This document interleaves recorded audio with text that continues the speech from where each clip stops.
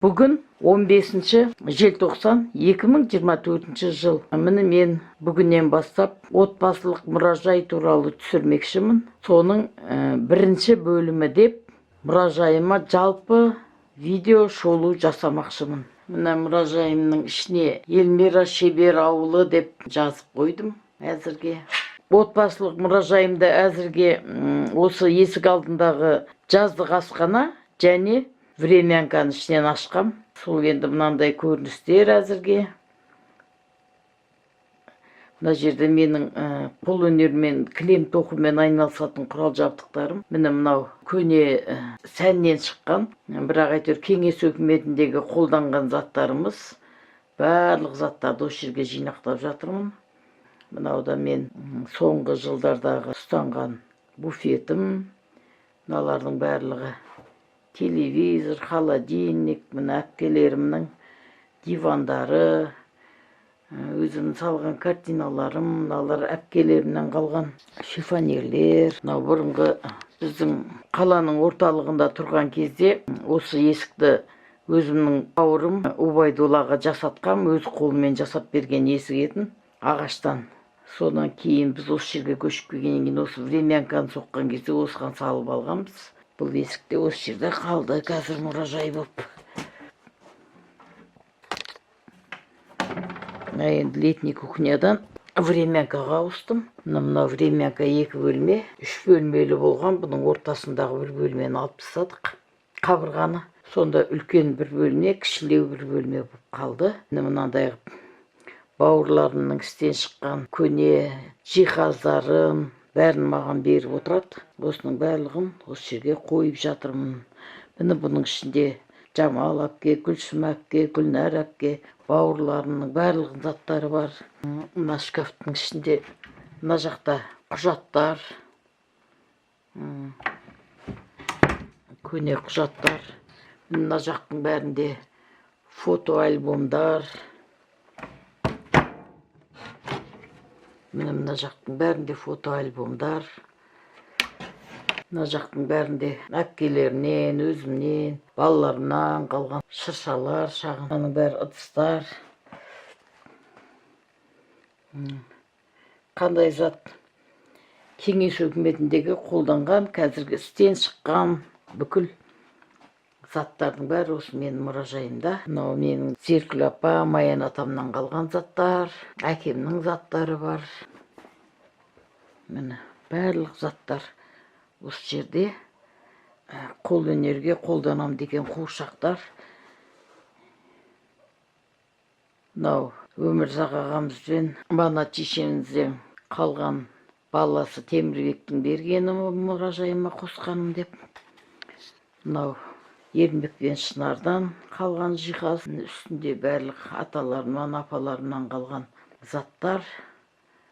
Міне мынау нағашы сіңілім Балжанның қолданған жиһазы. Мына кітаптардың барлығы Гүлсім әпкенің бергені. Мына жақтың бәрінде Гүлнәр әпкем, Жамал әпкенің заттары.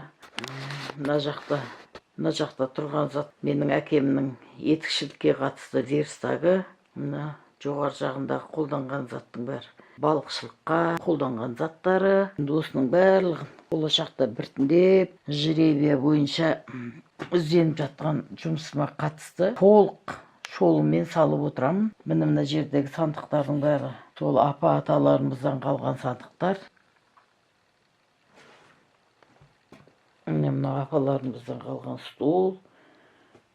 Мына төсектер де әкемнің төсегі. Мына тігін машиналары. Мынау сандықтар. Бұлар да апаларымыздан қалған сандық.